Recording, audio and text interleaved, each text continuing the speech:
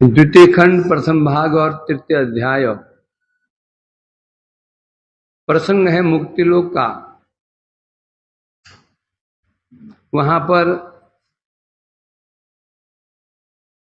कहाँ पहुंचे ये?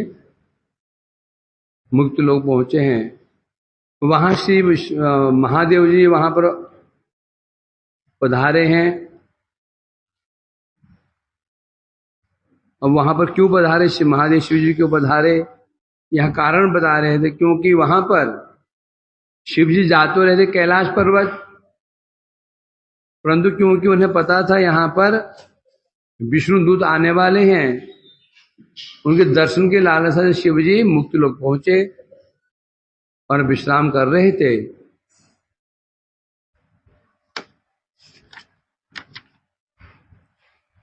तर्ये भगवन्तोरे केशामपि महात्मनां संगीत ध्वनिरत्यंत मधुर कष्टोद्गत। तो अगले ब्राह्मण गोकुमार जी कह रहे थे, ब्राह्मण उसी समय मुझे दूर से कुछ महात्माओं के कीर्तन की ध्वनि सुनाई पड़ी।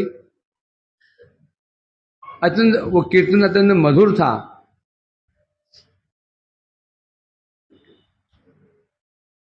अब 6 श्लोकों बता रहे हैं यहां पर।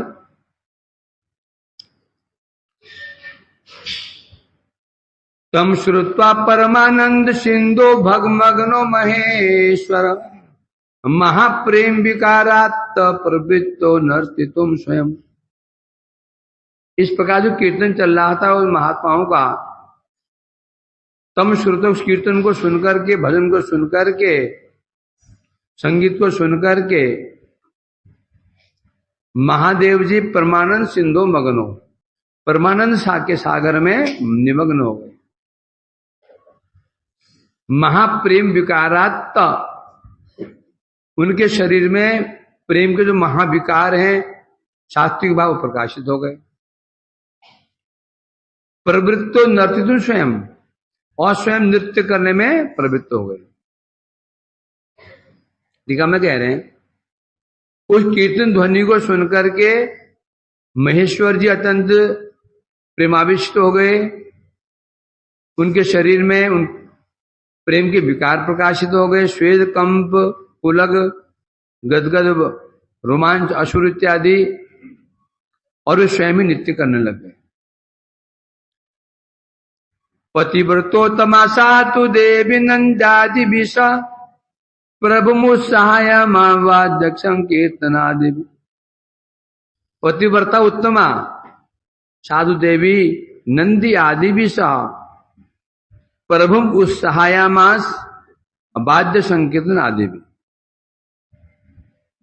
तब क्या हुआ? पति शिरोमणि श्री पार्वती जी भी, नंदी आदि भी सह, नंदी आदि जो गण थे शिव जी के, उन गणों के साथ प्रभुम उत्साहयमास, अपने प्रभु का उत्साह बढ़ाने लगी कीर्तन में। कैसे? वाद्य संकीर्तन आदि भी, वाद्य के द्वारा, कोई करताल बजा रहा है, कोई मृदंग बजा रहा है, कोई पखावज बजा रहा है, गण उनके गण हैं। इस प्रकार से शिव जी का उत्साह बढ़ाने लगी पार्वती जी भी गणों के साथ में। वो द्वार बंद कर दो, अंदर बाहर देवी आ रही है। आज शुरू हो गया नवरात्र।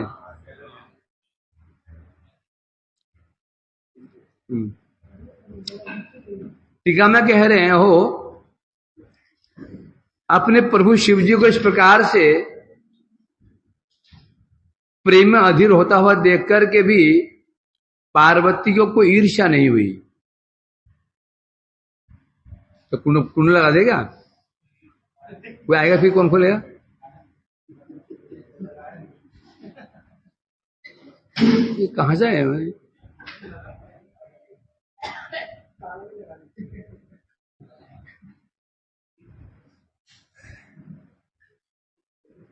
मेरे भाग्य में मेरे भाग्य में ये लिखे हैं, लूले लंगड़े काने अंधे।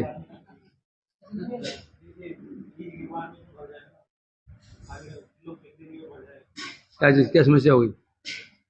पानी पिए गया तू? अच्छा, ये चलता है तो सब इसे चला दो।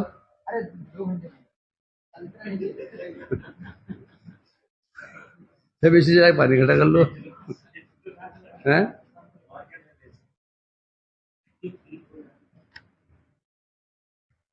तो फिर फैक्ट्री को जमा कर लेते ना। बोतल है रुको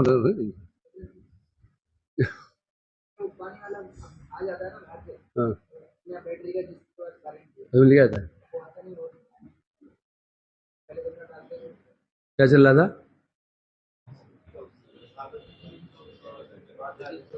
हाँ, तो पार्वती जी को भी ईर्ष्या नहीं है भाई, ये मेरे प्रभु हैं और स्वयं वैकुंठ के दूत है वो, पद्म से बड़े ही है ना।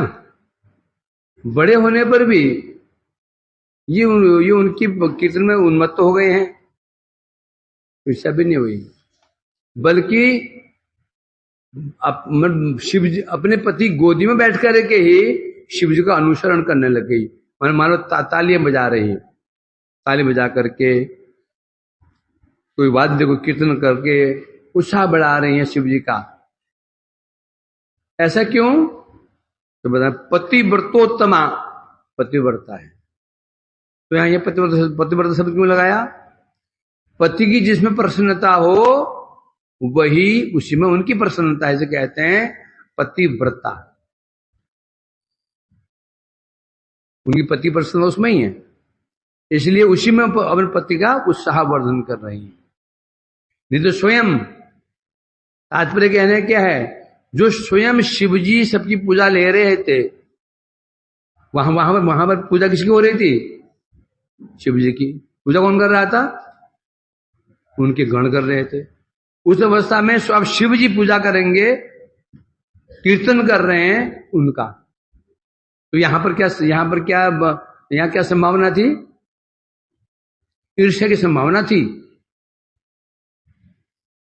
अब पार्वती जी ने देखा शिव जी को तो ऐसा नहीं करना चाहिए था, अपनी सेवा छोड़ करके, अपनी पूजा छोड़ करके होना चाहिए था, इनको ईर्ष्या होनी चाहिए थी, तो ऐसा नहीं हुआ। तो ये जानकर के कि शिव जी की प्रसन्नता इसमें ही है, पार्वती जी भी उनका उत्साह बढ़ाने लग गई। इसलिए कहा पतिव्रतोत्तमा सा तू देवी, क्योंकि वो देवी पतिव्रता उत्तमा थी, उत्तम शिरोमणि, पतिव्रता शिरोमणि थी। नंदी आदि भी सा, कौन कौन थे गण? नंदी, गणेश, कार्तिकेय आदि जो गण थे, उनके साथ में वो शिव जी का उत्साह बढ़ाने लगी। सदेवांगता तत्र द्राक्षम चारु चतुर्भुजान श्रीमद केशोर सौंदर्य माधुरी विभाव चितान। सद्य उसी समय मैंने देखा, एवं आगता तत्र अद्राक्षम चारु चतुर्भुजान श्रीमद कैशोर सौंदर्य माधुर्य विभावचितान। सद्य कुछ क्षण पश्चात मैंने देखा, वहां आए हुए जो आए थे कैसे थे? चारु चतुर्भुजान अद्राक्षम हम, मैंने उनका दर्शन किया। क्या दर्शन किया? चारु अत्यंत सुंदर चतुर्भुज, सबकी चतुर्भुज थे, बड़े सुंदर चतुर्भुजाएं थी। उनका आयु कैसी थी? किशोर वयस, किशोर अवस्था थी। सौंदर्य माधुर्य विभाव चितान है, अवस्था किशोर अवस्था थी, और उस अवस्था में समस्त सौंदर्य माधुर्य से युक्त है कुछ पुरुष वहां पर उपस्थित हुए। मैंने इसको देखा। टीका में कह रहे हैं, उसी समय में जो महात्मागण जो कीर्तन कर रहे थे, कहीं दूर से आवाज आ रही थी, वे महात्मागण शिव जी के निकट आ पहुंचे। स्वरूप कैसा था? चारु चतुर्भुजान, अत्यंत सुंदर चतुर्भुज स्वरूप था, चार भुजाएं थी सबकी। चारु कहने का तात्पर्य क्या है? यद्यपि शिव जी के जो गण थे उनमें भी कई चतुर्भुज थे, शिव जी के जो गण थे उनमें कई चतुर्भुज थे, परंतु ये चतुर्भुज जो आए हैं इनका सौंदर्य उन शिव गणों में चतुर्भुज थे उनसे कई अधिक सुंदर सौंदर्य था। 4 भुजाएं भी थी, प्रत्येक अंग सुंदर थे। उनमें कई कई 4 भुजाएं होंगे, पेट बड़ा मोटा होगा, तो सिर बड़ा मोटा होगा, पेट पतला होगा, कुरूप तो गण थे शिव जी के। इस चतुर्भुज रूप में होंगे तो क्या होगा? 4 भुज होने पर भी उनका शरीर के और अंग सुंदर नहीं होंगे। ये पेट मोटा, किसी पेट पतला, किसी गर्दन पतली, किसी गर्दन मोटी है। और ये कैसे थे? चारु चतुर्भुजम, कि वो चतुर्भुज चतुर्भुज 4 भुजाएं सुंदर नहीं थी, समस्त अंग अति सुंदर थे। वयस कैसे थी? किशोर वयस। और शिवगणों में जो चतुर्भुज थे, कोई बूढ़ा, कोई मोटा। अभी किशोर क्यों बोला? कहां से आए हैं? वैकुंठ से। और वैकुंठ में कौन सी आयु रहती है? किशोर अवस्था। नारायण हो, जितने भगवान का अवतार हैं किशोर अवस्था में ही रहते हैं, उनकी अवस्था किशोर अवस्था होती है।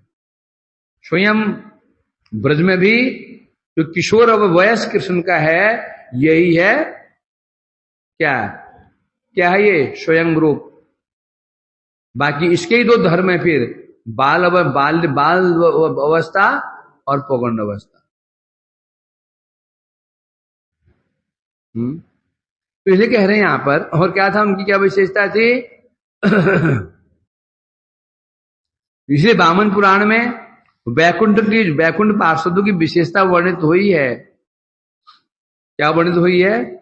श्रीमतांग केशोर सौंदर्य माधुर्याणा वैभव विस्तारे आचितान व्याप्तान। उसमें वर्णन क्या गया? जितने भी वैकुंठ के पार्षद हैं उनकी अवस्था किशोर अवस्था है। किशोर अवस्था का सौंदर्य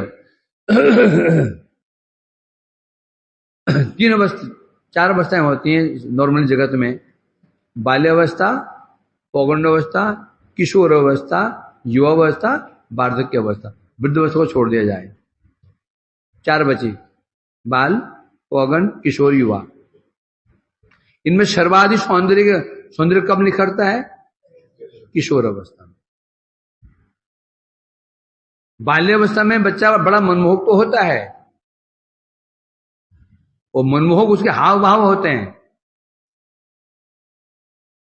जो बच्चे के हाव भाव होते हैं वो मनमोहक होते हैं, और निष्कपट होता है, कब क्या बोलता है क्या नहीं बोलता है, हैं? स्वरूप इतना सुंदर नहीं होता उसका। बाल अवस्था में पेड़ मोटा होता है बच्चे का, छोटे बच्चे का पेड़ प्राय मोटा थैला निकल जाता है, वो इतनी बड़ी बाहर निकल जाती है वो। हाँ भी है। फिर और बड़ा होता है, 8-9 साल में थोड़ा सा और सुंदर हो जाता है, पेट अंदर घुस जाता है। जब पहुंचता 15-16 साल में शरीर अति सुंदर होता है, उसका कोमल शरीर होता है। उस समय शरीर बहुत गठिला नहीं होता, परंतु सुंदर शरीर हो जाता है उसका। यही स्वरूप है सौंदर्य। सौंदर्य में ये नहीं है कठोर शरीर है, जिम बॉडी नहीं। जिम बॉडी सुंदर नहीं होती, उसको सुंदर नहीं कहते हैं उसको। सुंदर मैंने कोमल शरीर, उसमें बच्चे का शरीर बड़ा कोमल होता है, और वही सबसे अधिक आकर्षण उस किशोर अवस्था में होता है किसी भी पुरुष स्त्री के शरीर में। फिर जब युवा होता है तो उसे अंग फिर उस अंग प्रत्यंग अब क्या क्या होने शुरू हो जाते हैं? कठोर। जो चमक थी अब धीरे चमक कम होना शुरू हो जाती है, कठोरता आनी शुरू हो जाती है। जैसे हम पेड़ होते हैं, पौधे, जब पहले कोपल फूटती हैं बहुत सुंदर नहीं होती, कोपल सुंदर नहीं होती हैं, है ना? फिर कुछ और बड़े हुए आप उसमें कुछ लालिमा आ जाते हैं पत्तों में, लालिमा कुछ हरा लालिमा दोनों मिक्सर स्वरूप होता है, और बड़ा कोमल, बड़ा सुंदर होता है, कट काट बड़ा सुंदर होता है। कुछ दिनों में फिर वो लालिमा चली जाती है, हरे हो जाते हैं वो। आप काटो तो हाथ से कटते भी नहीं है, सौंदर्य समाप्त हो जाता है है ना। तो जो पत्तों का सौंदर्य भी बीच में निखरता है। प्रारंभ में सौंदर्य नहीं होता उनका, पत्ते वो अच्छे सुंदर नहीं होते हैं उसके, बाद में सुंदर नहीं होते हैं। मध्य जो अवस्था होती है उसकी किशोर अवस्था उसको कह सकते हैं। उस समय अति सुंदर वृक्ष के जो पत्ते होते हैं बड़े सुंदर लगते हैं, उनमें चमक होती है। क्या होती है? पत्तों में चमक होती है, उनमें शाइनिंग होती है। तो दिखेंगे नहीं देखे हैं? और जहां फिर कुछ दिन में हर पत्ते हरे हो जाते हैं, फिर चमक खत्म हो जाती है उसकी। हर विषय हर चीज में ऐसी है। उसी पर बता रहे हैं 3 अवस्थाएं होती हैं, बाल्य, पौगंड और किशोर। एक किशोर अवस्था में सर्वाधिक सौंदर्य माधुर्य प्रकाशित होता है। जगत जब जगत में ही होता है तो भगवान को कहने क्या। और भगवान युवा का भी होते नहीं, वो जानते हैं युवा हो जाऊंगा सौंदर्य कम हो जाएगा। बड़े चतुर है, हमको तो भेज दिया आगे कहा युवावस्था वृद्धावस्था की ओर, और स्वयं अटक गए वहीं पे। कहां पे? भगवान कहो जो शुद्ध जीवात्मा है ना, जो जीव शुद्ध जीव है वो भी किशोर अवस्था में ही है। ये तो फिर ये युवावस्था आदि ये जगत की वस्तु में है। ये जो जीव आत्मा सुंदर जो शुद्ध जीव है, ईश्वर अंश है, वो उसकी अवस्था भी कैसी है? किशोरी है। तो इसलिए कह रहे हैं जो यहाँ पर तो उनका आयु कैसी है? किशोर अवस्था। किशोर अवस्था है तो उसमें सौंदर्य माधुर्य विवाह, क्या माधुर्य विभव आचितान, आचे मने समूह, समस्त माधुर्य समस्त सौंदर्य जितने लक्षण हो सकते थे उनके शरीर में विद्यमान थे।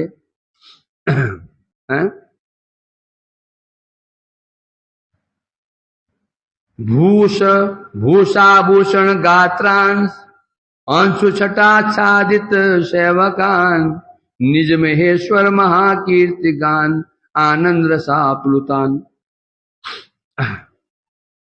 क्या था उनका? भूषा आभूषण गात्रान, अंशु छटा आच्छादित सेवकान निज महेश्वर महाकीर्ति गान आनंद रसाप्लुतान। सेवकान, जितने शिव भक्त थे, तो शिव भक्त थे, उन शिव भक्तों की कांति को आच्छादित कर रहे थे। कौन कौन? जो वैकुंठ पार्षद आए थे वह कैसे थे? भूषा आभूषणम, भूषणों के भी आभूषण। भूषा माने क्या? भूषण, आभूषण भूषणों के भी भूषण है। गात्रान, उनका जो शरीर था, उनका श्री अंग थे, उनका श्री अंग थे, वो अंग क्या थे? भूषणों के भी भूषण। भूषण भूषणांगम मतलब क्या? भूषण किसे कहते हैं? भूषयति इति स भूषण, जो दूसरों को विभूषित करता है उसे कहते हैं भूषण। दूसरों को जो भूषित करता है, विभूषित करता है, उसे आभूषण कहते हैं। परंतु इनका शरीर कैसा था? भूषाम भूषाम भूषण, आभूषण को भी आभूषित करने वाले थे, है ना। जब आभूषण पहनते तो हम सुंदर लगते हैं, हम आभूषण पहनते तो सुंदर लगते हैं, परंतु भगवान को उनके परिगुरु क्या विशेषता है? जब आभूषण उनको पहना, जब भगवान आभूषण को धारण करते हैं तो सौंदर्य भगवान का नहीं निखरता, सौंदर्य आभूषणों का हो जाता है। क्योंकि धारण कहां करा रखे हैं? श्री भगवान को। भगवान का अंग इतने सुंदर हैं, जो आभूषण धारण कर लेते हैं आभूषण और भी सुंदर लग जाते हैं, और भी सुंदर दिख जाते हैं। जगत में दिखता है ऐसा? सोचो ना, जगत में ऐसे नहीं होता क्या? अति सुंदर आभूषण होता है। जब उसको उसको कोई पहनता है, जो कोई कोई कंपनी कोई आभूषण बनाती है, तो पहले किस धारण कराते हैं उसको? कोई एक्ट्रेस, कोई मॉडल उसको पहनाते हैं उसको। बस उसको देंगे नहीं, उसको कि पहनाएंगे, बस हो गया, उसको छीन ले लेंगे उससे। और वो 5 मिनट के लिए वो चलती है, वो मटक करके जो चलते हैं, बस लो उसमें ही वो ले लेती है कितना। यह हाल है। क्या जरूरत थी कुछ काम चाहिए? सामान्य जो लड़कियां होती है बाजार में, उसमें चलो हम तुमको टीवी में दिखाएंगे, चलोगे? हाँ, फ्री में। तो क्या जरूरत है उसमें पैसे खर्च करने की? आभूषण को सुंदर दिखाना है। जब जड़ जगत में ही एक आभूषण सुंदर स्त्री पुरुष धारण करते हैं तो उससे वो और सुंदर दिखता है। जगत में स्थिति है तो भगवान कैसे होंगे? जगत में भी सुंदर स्त्री पुरुष का आभूषण धारण करते हैं तो आभूषण और सुंदर दिख जाते हैं, है ना? तो भगवान कैसे होंगे? भूषा भूषण गात्रा, गात्र में शरीर, उनके शरीर कैसे थे? भूषणों को भी विभूषित कर रहे थे। और शरीर से जो कुछ अंशु मैंने जो कांति निकल रही थी उन पार्षदों के शरीर से, आच्छादित सेवकान, जितने भी शिव भक्त थे उनकी कांति फीकी पड़ गई थी। उनकी वैकुंठ पार्षदों की अंग कांति के सामने शिव गणों की कांति फीकी पड़ गई थी। हैं? और क्या कर रहे थे वो? निज महेश्वर महाकीर्ति गानानंद रसा प्लुतान। और वो क्या कर रहे थे वैकुंठ पार्षद? अपने ईश्वर की उनके जो ईश्वर भगवान नारायण जी हैं उनकी कीर्ति का गान कर रहे थे, उन्हें महिमा गान कर रहे थे। और गान करते करते गानानंद रसापुलुतान, अपने ईश्वर जो वैकुंठ अधीश भगवान हैं उनकी महाकीर्ति गान करते करते वे आनंद रस में आप्लुतान, क्या डूबे हुए थे, निमग्न हो गए थे।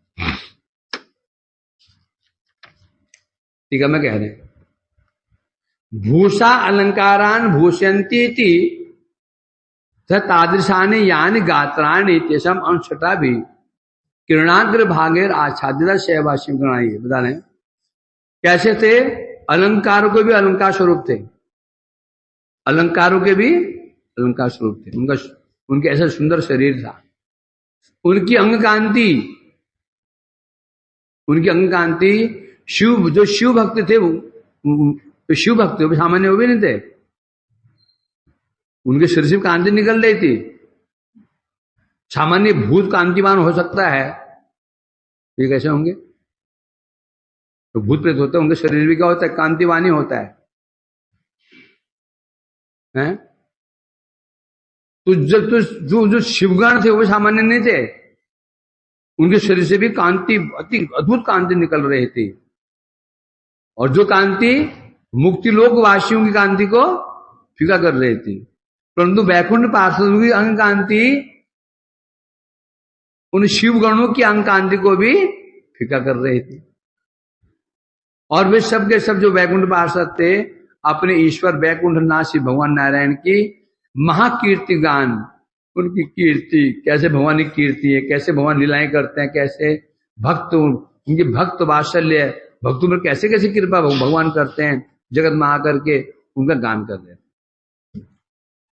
निमग्न थे आनंद में। अनिर्वाच्यतमान चेतोहारी सर्व परिच्छदान संगतान पूर्व दृष्ट चतुर्विशन का दिवी। अनिर्वाच्यतमान चेतोहारी सर्व परिच्छदान संगतान पूर्व दृष्ट चतुर्भी सनकादि। बता रहे अनिर्वाच्यताम उनका सौंदर्य, उनका माधुर्य जो था, उन गणों का, उनके भाव, उनके जो भाव प्रकाशित हो रहे थे जब कीर्तन कर रहे, अपने इष्ट का कीर्तन कर रहे थे नारायण का, जो भाव प्रकाशित उनके शरीर में हो रहे थे, उनके माधुर्य को, उनके सौंदर्य को, उनके अद्भुत भाव प्रेम के विकारों को अनिर्वाच्यताम प्रकाशित करना आसान नहीं था, संभव नहीं है। चेतोहारी सर्व परिच्छेदान सर्व परिच्छद, जितने उनके वस्त्र आदि थे, परिच्छद माने वस्त्र आदि वस्तु में जितने उनके वस्त्र आदि जो थे, वस्त्र आभूषण आदि थे, क्या थे? चेतोहारी, चित्त हरण करने वाले थे। सर्वांश चेताहारी, सबके चित्त को हरण करने वाले उनके दिव्य वस्त्र हैं, रेशमी वस्त्र, उन पर दिव्य अलंकार आभूषण हैं। और बदल में एक विशेष बात देखी, संगतान, उनके साथ में किसको देखा? पूर्व दृष्टि चतुर्भी शनकादि भी, जिनका मैं पहले दर्शन कर चुका था तपलोक में। 4 भाई थे, सनक, सनंदन, सनातन, सनत कुमार। पूर्व दृष्टि मैं पहले जिनका दर्शन कराया हूं। कहां दर्शन कराए थे? तपोलोक में। संगतान तान, उन पार्षदों के साथ में कोई चारू भी थे।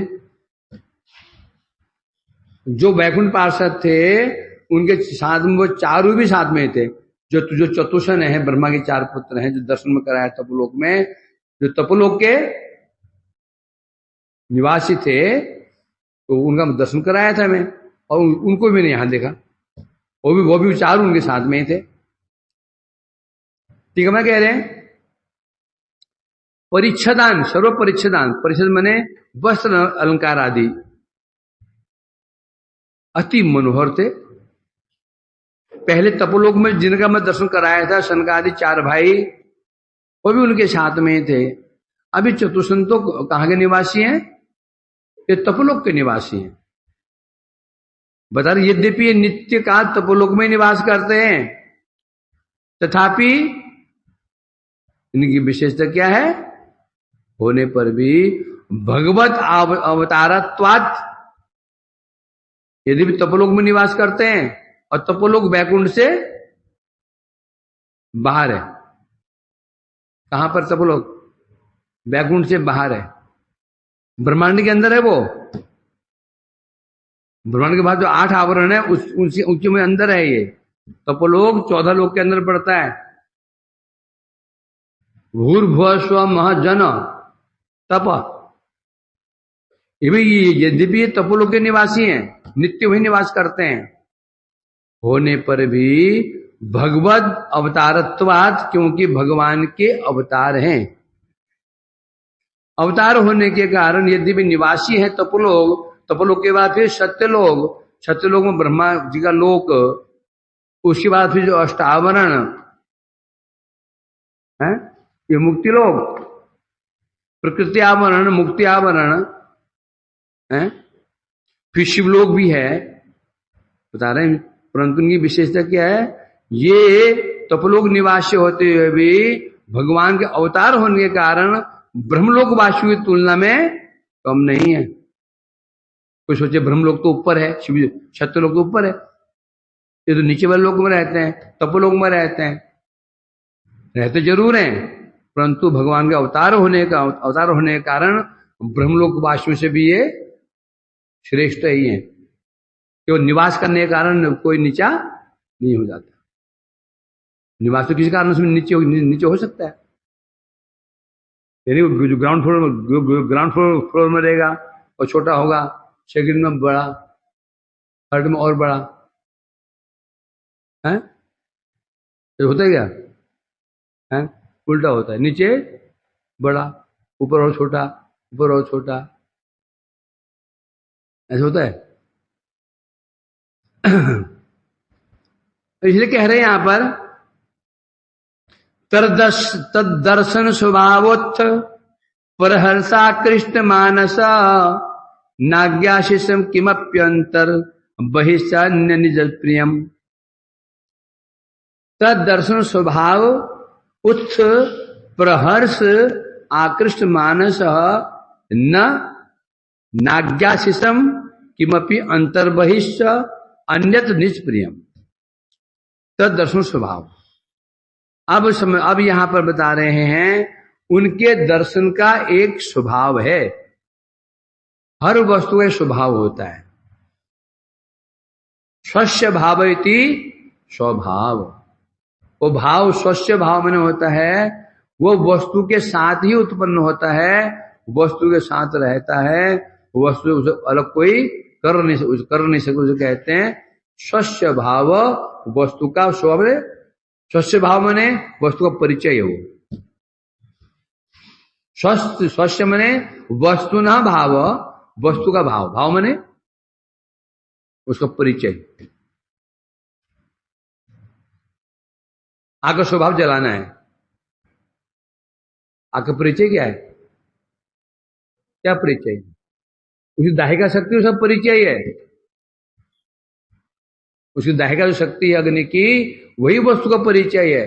और वस्तु परिचय मतलब वस्तु किसे पहचानते हैं हम लोग? जिस लक्षण से वस्तु पहचानते हैं वही है वस्तु का स्वरूप लक्षण, वही उसका स्वभाव। तो कह रहे हैं तो उसी प्रकार से दर्शन स्वभाव, तद मने वैकुंठ के पार्षद जो आए थे उनके दर्शन का भी एक स्वभाव था। उस स्वभाव के कारण ही, उस स्वभाव के कारण ही जो फल प्राप्त, क्या फल था उसका? प्रहर्ष आकृष्ट मनस, उनके दर्शन का स्वाभाविक फल क्या? उनके दर्शन करते ही क्या हो जाता था? क्या? प्रहर्ष, अत्यंत आनंद, अनंत आनंद के कारण चित्त उनकी ओर आकर्षित हो जाता है। तो भगवान के परिकर होते हैं, जगत में भी देखा जाता है। कोई व्यक्ति बहुत ही सुंदर, गुणवान, रूपवान हो तो दर्शन करते ही क्या होता है? मन प्रसन्न हो जाता है, अपने आप उसकी ओर खींचा ही चला जाता है। बोला हम इसको नहीं देखेंगे, मुड़ के देखता है, खुशता है। स्वभाव है। जब जड़ वस्तु का एक स्वभाव, जड़ वस्तु के दर्शन का जो स्वभाव है, जड़ वस्तु में क्या सौंदर्य हो सकता है, क्या माधुर्य हो सकता है, क्या गुण हो सकते हैं? अब वही बात हुई ना। अब शुगर है, शुगर को लाख रसमलाई दो, उसे चित्त रसमलाई में आकर्षित होगा। उसे आकर्षित क्या हो, कहां होगा? रसमलाई का जो सार है बाद में बनता है उसमें आकर्षित होगा उसको। तो वही समस्या हमारी है ना। बजू कहां आकर्षण हो जाता है? सामान्य ये जड़ रूप, जड़ गंध, जड़ शब्द, स्पर्श, इसके पर जो नासमान है, घृणित है। बाहर से बड़ा सुंदर लग रहा है, अंदर से क्या है? एक बैग लिया रेशमी, उसमें चांदी की कढ़ाई, सोने की तार की कढ़ाई कर रखी है, सुंदर, अति सुंदर है। उसमें भी तुमको दिखा करके 1 किलो छड़ी हुई लैट्रिन जो 4 दिन पहले कर रखी है वो भर दी। फिर गया टीबी हॉस्पिटल, वहां पीला जो घी जैसा होता है, पक्का थूकते ही जम जाता है, पीला बलगम, चिकना डाल दे 1 किलो है। फिर गया मूत्रालय, जो मूत्र सड़ गया है 10-12 दिन का, बदबू, वो भर दिया। कुछ हड्डियां भर दी, कुछ खून भर दिया, कुछ मज्जा क्या होता है? हड्डियों के अंदर एक द्रव्य, उसमें मज्जा कहते हैं, मज्जा भर दिया। और क्या? सौसा करके थप्पा भर दिया, उसको पैक कर दिया सुंदर ढंग से। मैंने कहा सनातन जी आओ, इसको गले लगाओ, चूमो इसको, हैं चीच चीच चीच, हैं वो ऊपर से मैं तो परफ्यूम परफ्यूम और छिड़क दिया, परफ्यूम वो है ना, क्या बोलते हैं, छिड़कते हैं ना वो क्या, हाँ जो भी है खुशबू वाला, और छिड़क दिया, बड़ी खुशबू आ रही है, बड़ी खुशबू आ रही है। और बाहर से इंग्रेडिएंट्स लिख दिया मैंने, इंग्रेडिएंट्स लिख दिया, एक किलो ये, 1 किलो फ्री ऑफ कॉस्ट। कौन ऐसे बुद्धिमान से ले लेगा उसको? तो ये तो शरीर है क्या, है शरीर है क्या? फिर लैटरिन भी है, वो सड़ी हुई है, 10 दिन की अंदर जमा है, जो बाहर नहीं निकल पा रही है, बाहर नहीं निकले, अंदर सड़ रही है। शरीर क्या है? शरीर ऐसा नहीं क्या? सोचो विचार के, शरीर है क्या? शरीर छैलाए तो है क्या हो?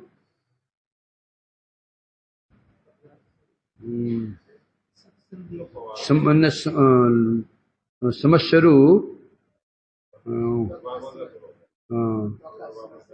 हाँ तो का समस्वरू, नक, लोम, और क्या है उसमें, ये है कि त्वचा, ये त्वचा के अंदर बंद है क्या है? बाहर से तो सुंदर से, दाढ़ी मूछे बड़ी सुंदर, बाहर से शरीर है, त्वचा है सुबह सुंदर, दाढ़ी मूछे, अंदर क्या है? अस्थि रुधिर, ऐसी कृमि, बाहर जो सुंदर है नहीं, उसको दाढ़ी है, चाप दाढ़ी है, मूछे, पुरुष के लिए कहा गया, और उसको वो स्त्री पति मान करके आलिंगन कर रही है। कब आलिंगन कर? जब तक भगवान के चरण कमलों की जो सुगंध को नहीं सूंघ लेती, तब तक जो देह है, ये जो बाहर से बड़ा सुंदर दिख रहा है, दाढ़ी मूछ इत्यादि से, अंदर क्या भरा है, इसको ही अपना प्रिय मानते रहते। इसको भूल गया मैं, तो इसलिए कह रहे हैं यहां पर दर्शन स्वभाव। तो भगवान के जो परिकर हैं, वैकुंठ पार्षद हैं, उनमें जगत में तो एक ही गुण होता है ना। कोई स्त्री सुंदर हो सकती है, पुरुष सुंदर ही हो सकते हैं, गुण सुंदर नहीं होते, प्राय देखा जाता है। ये सुंदर होते हैं, महा बदमाश होता है, वो दुष्टा होती है। कई बहुत सुंदर नहीं होते, महा बड़े दयालु हैं, बड़े हसमुख, ऐसे भी होते हैं। एक गुण है तो एक गुण नहीं है, तो यही जब हर मन को हरण कर लेते हैं। एक व्यक्ति एक गुण होते हैं, हम पागल हो जाते हैं। तो वैकुंठ पार्षद कैसे हैं? उनमें ऐसे कोई गुण नहीं जो नहीं हो, समस्त सौंदर्य, समस्त माधुर्य, प्रत्येक अंग प्रत्यंग सुंदर, सब कुछ उनके है। तो उनका दर्शन का क्या होगा? तो कह रहे हैं उनके दर्शन का स्वभाव, दर्शन का फल क्या है? प्रहर्ष आकृष्ट मानस, दर्शन करते आनंद से चित्त उनकी ओर आकृष्ट हो जाता है।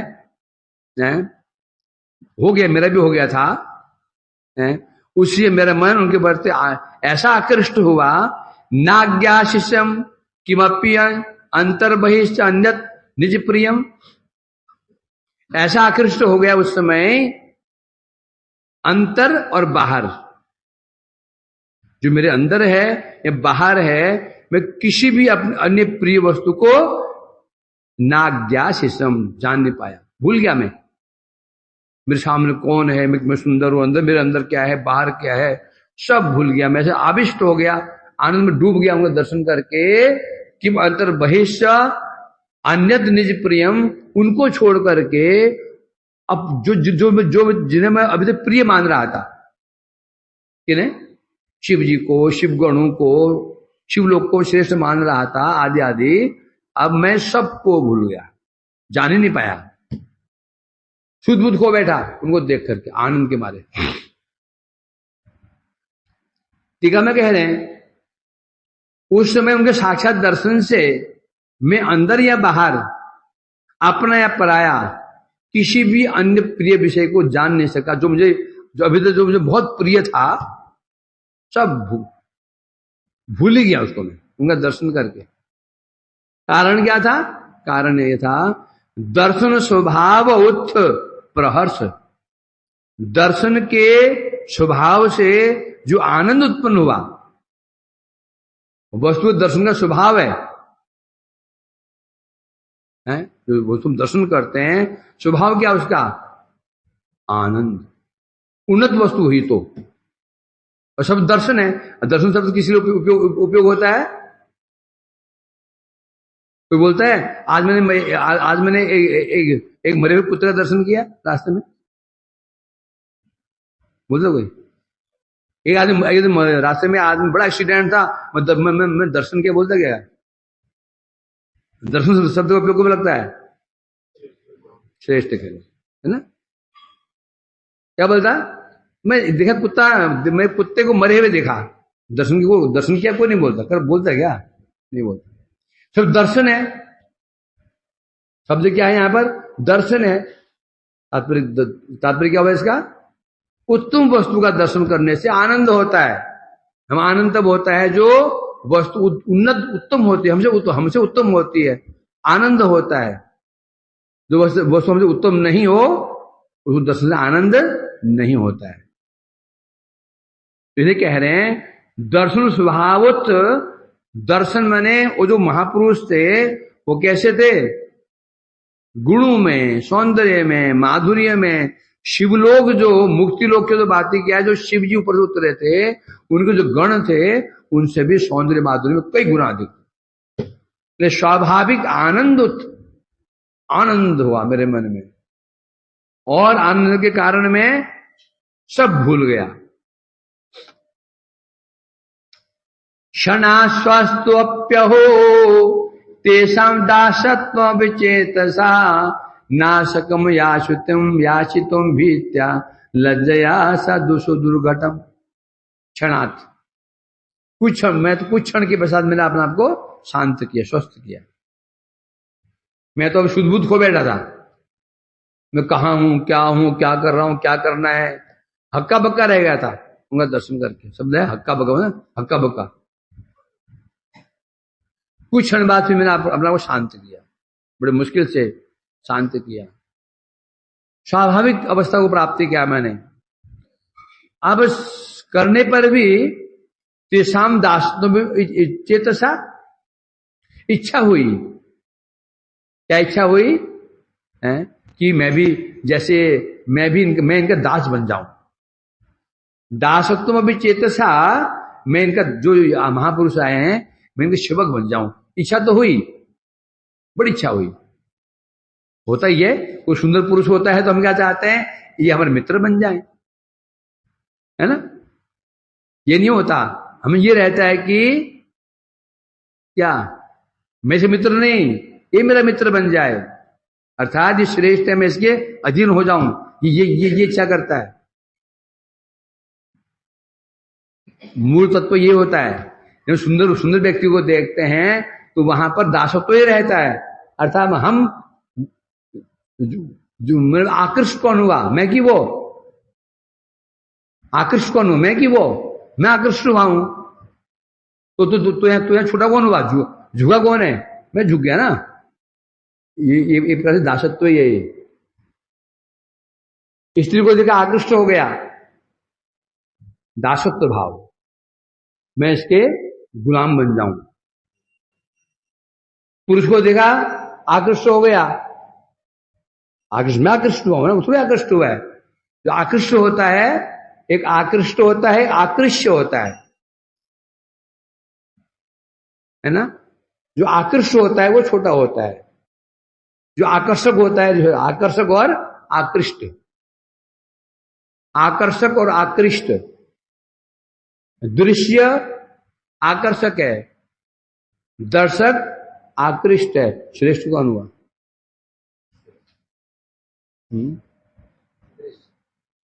वो जो वाटरफॉल झरना है वो क्या है? आकर्षक है। हम आकृष्ट हैं। श्रेष्ठ वो हुआ कि हम हुए?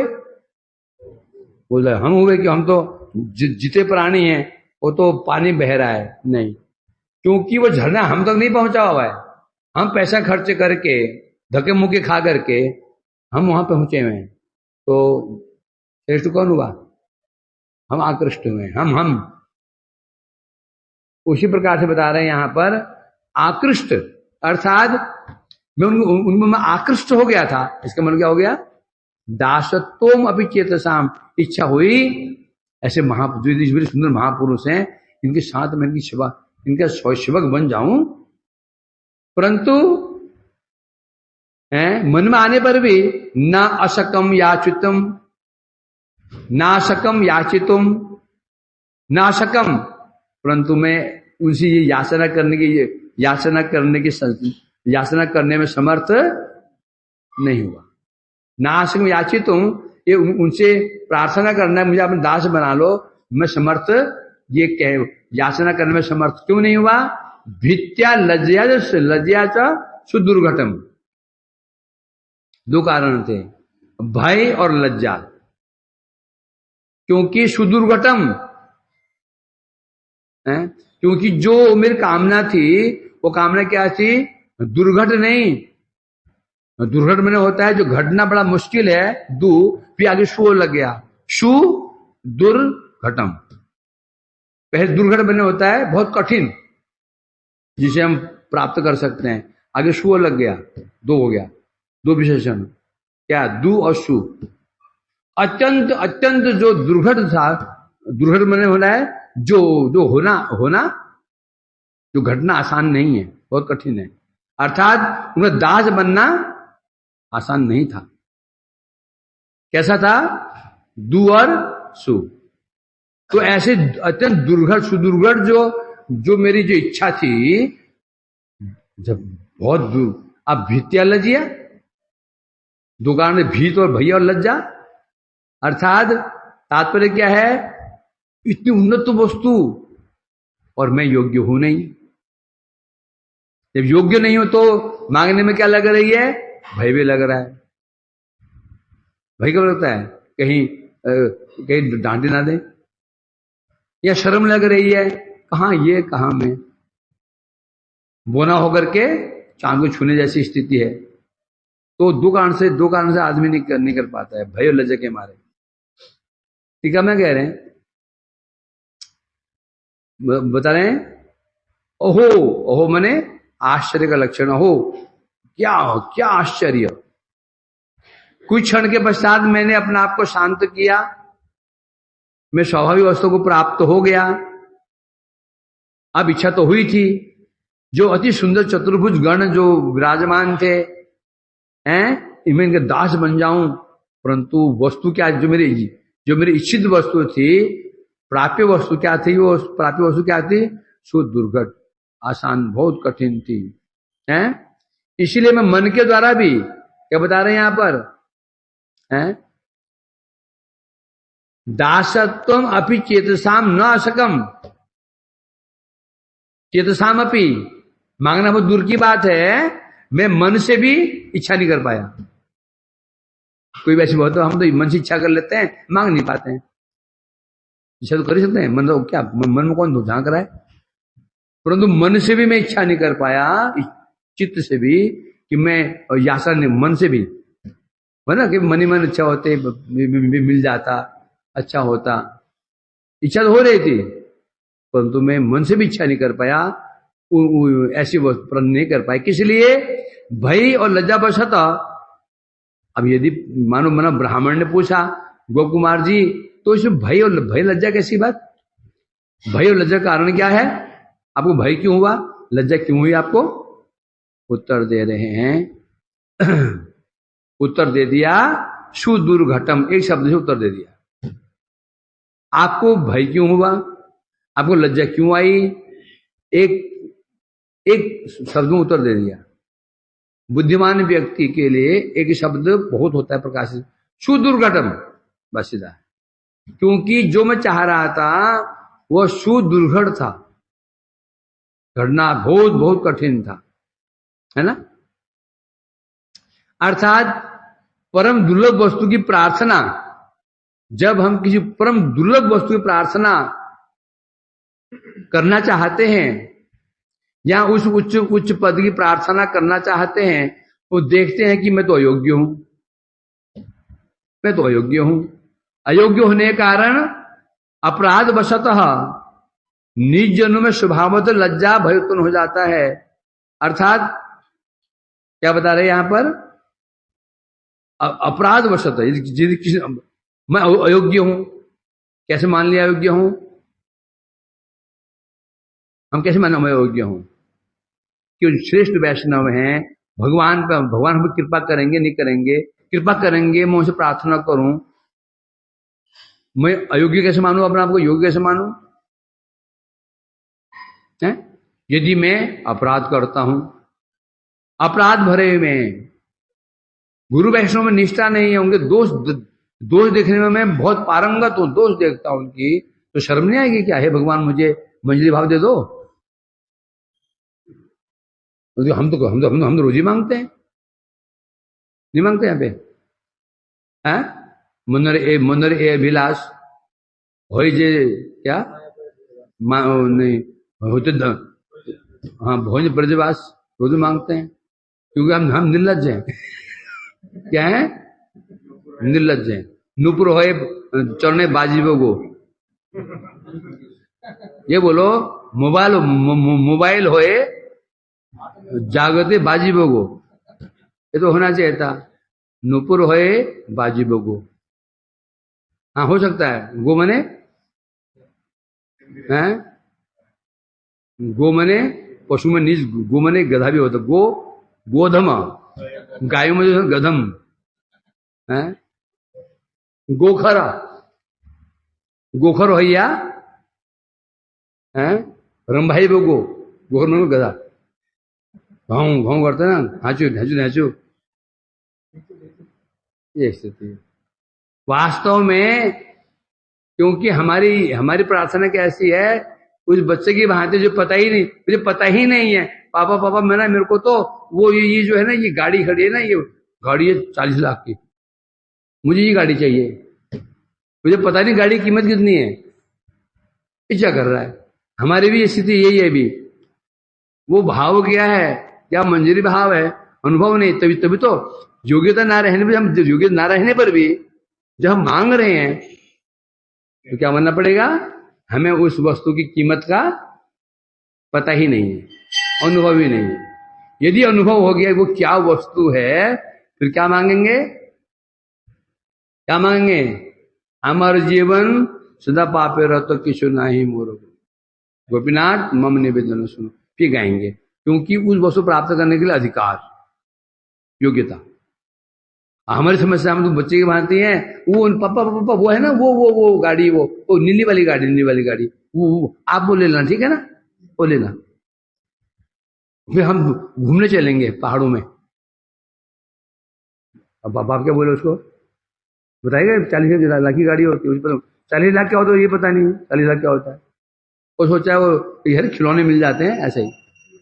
तो हमारे लिए जो भाव है, जो उन्नत भाव है ना, हम तो हमारे लिए सस्ते खिलौने की बात है। हमारे नजर उनकी कीमत क्या है? सामान्य खिलौने की बात हमारी कीमत है। इसलिए हम इच्छा कर रहे हैं। जिस जानने का भाव क्या है, तो कामना कर रहे, हृदय कांपेगा। जब देखें अपनी अयोग्यता को देखेंगे, अपराध कितना हम कर रहे हैं, क्या निष्ठा कहाँ है हमारी है, फिर हृदय कांपेगा। इच्छा करने से। वंशा कल्पतरुभ्यश्च